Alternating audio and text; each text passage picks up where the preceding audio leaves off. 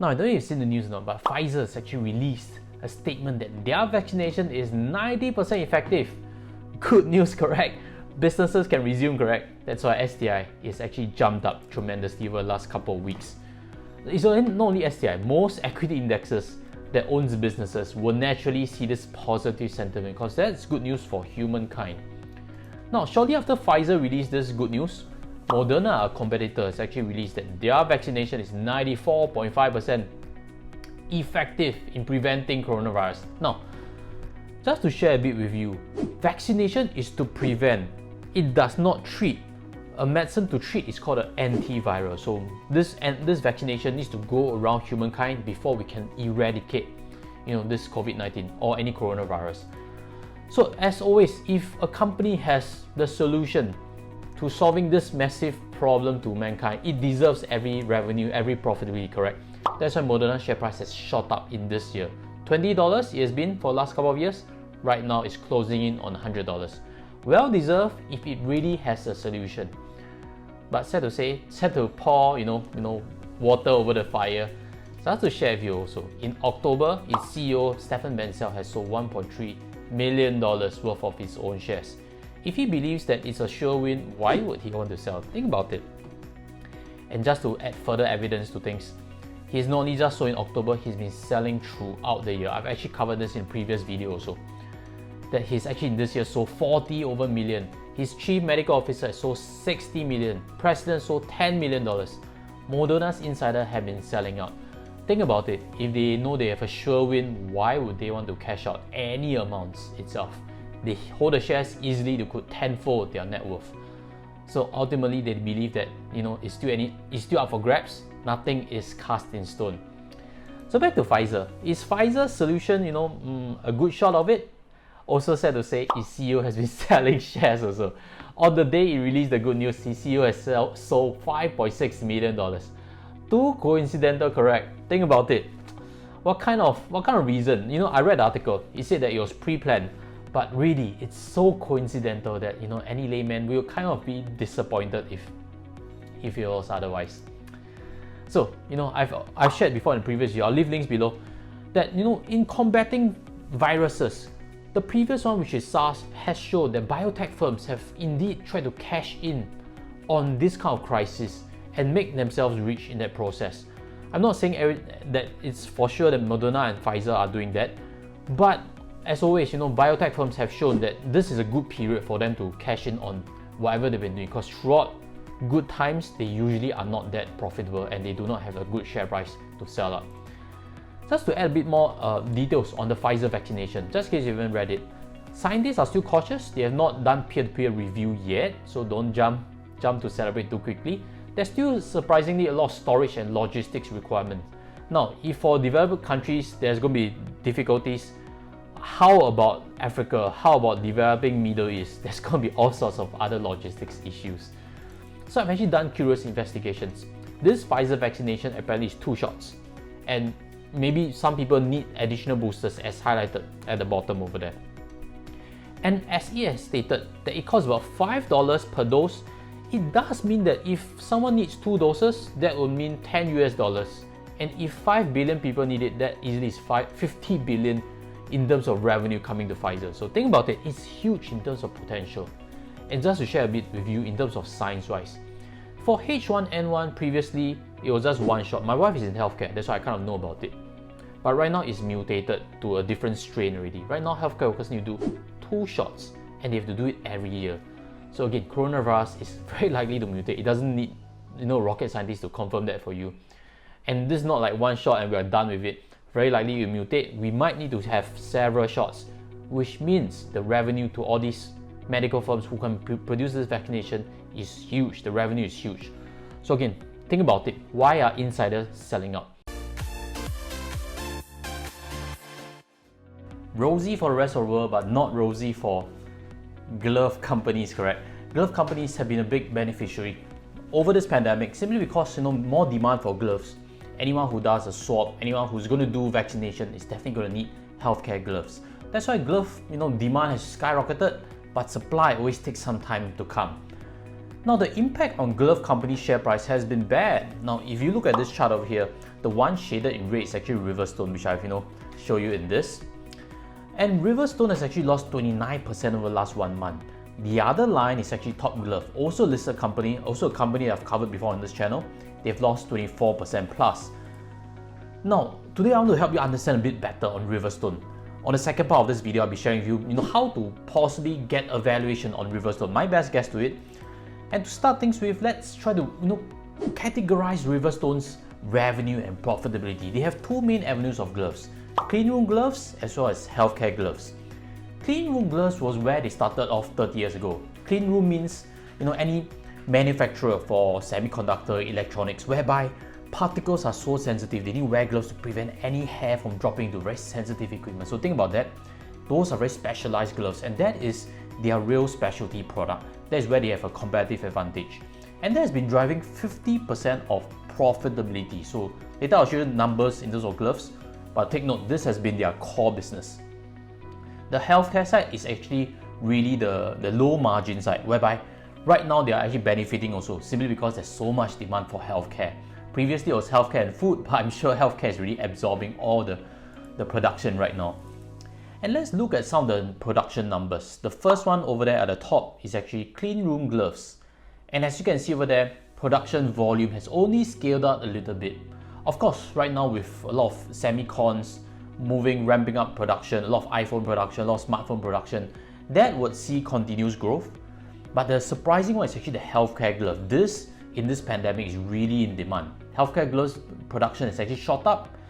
But as you can see, as this number of healthcare gloves has shot up, operating margins overall for the business has gone down.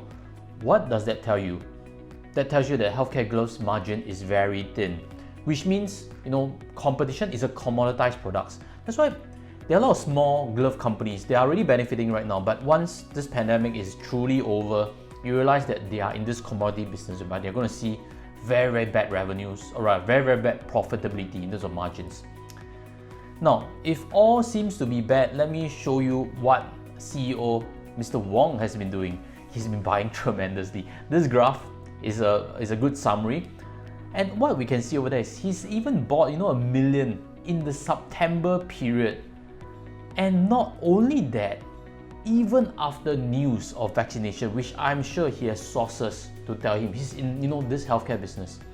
Mr. Wong Teck Sun has actually bought another 50k in 10th of November, and then he's bought another 60k again in the subsequent week. This is 17th November. What is he exactly seeing? Is he not thinking vaccines are going to really impede his business?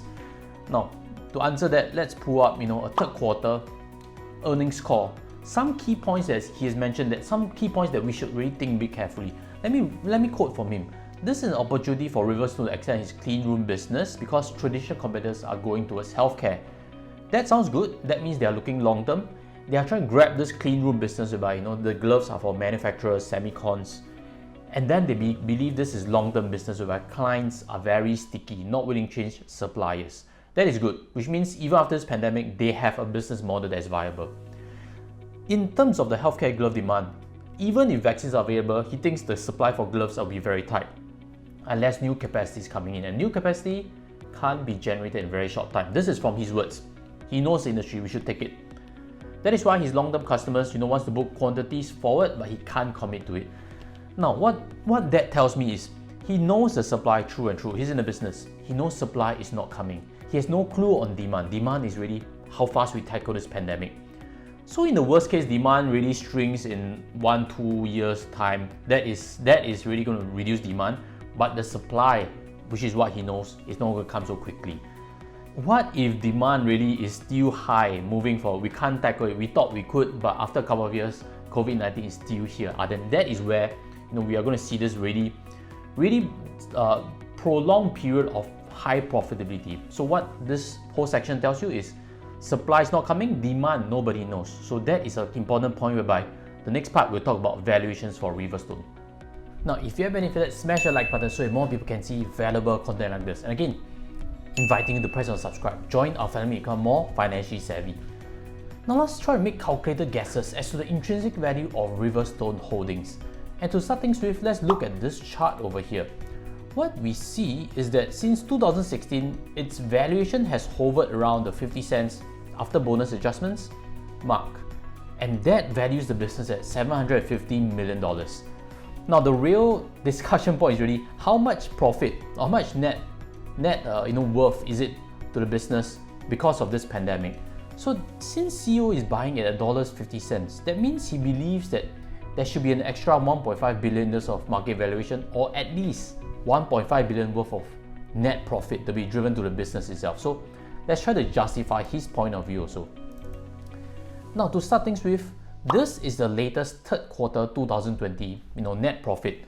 And as I boxed up for you to see, 178.6 million of ringgit has been cashed in. Fantastic results. That equates to Sing dollars 60 million. But again, we're talking about $1.5 billion worth of extra net profit.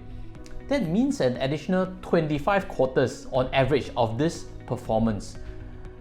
If you think about it, 25 quarters means 6 years.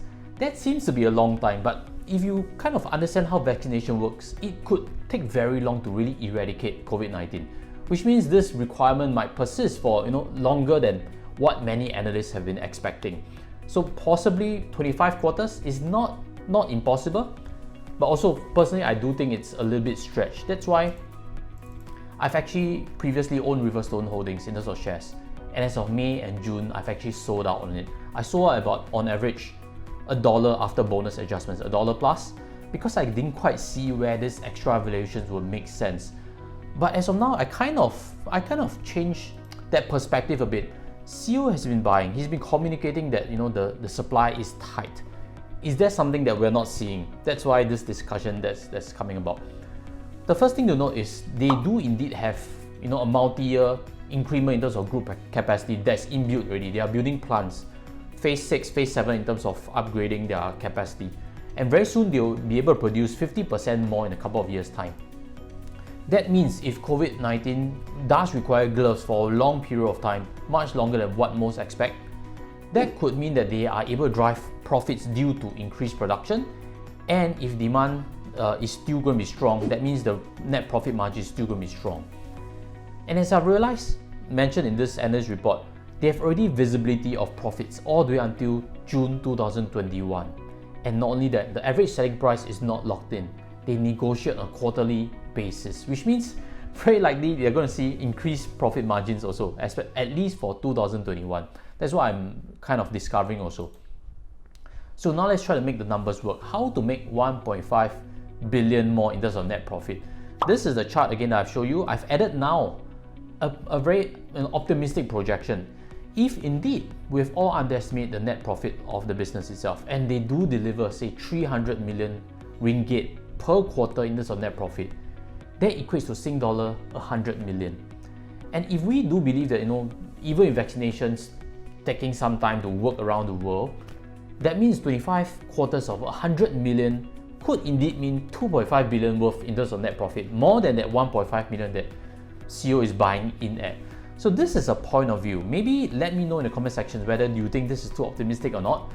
Because again, the most optimistic projections I'm seeing from analysts is about 250 million per quarter, at least for 2021, in terms of net profit. And this really blows all those estimates away. Could it really deliver 300 million per quarter for the next 25 quarters moving forward from 2020? So that's an interesting point. If indeed it does deliver, Riverstone Holdings could still be undervalued. Now, since you have stayed to the end of the video, I'd like to share with you this previous tutorial I've done. This is actually regarding UG Healthcare and MedTech, and I was one that was calling that these two companies could be in a bubble in terms of valuation. As expected, MedTech International has seen its share price decline quite substantially since August, which I've made that video. They've lost about 50% in terms of the share price itself. So if you haven't seen that tutorial, I'd like to invite you there also, because that tutorial really explains why traders get stuck in companies like that and how bubbles actually form. Because as always, bubbles are very exciting, they go up very fast, they have this fear of missing out that drives each and every retail investor to look at it.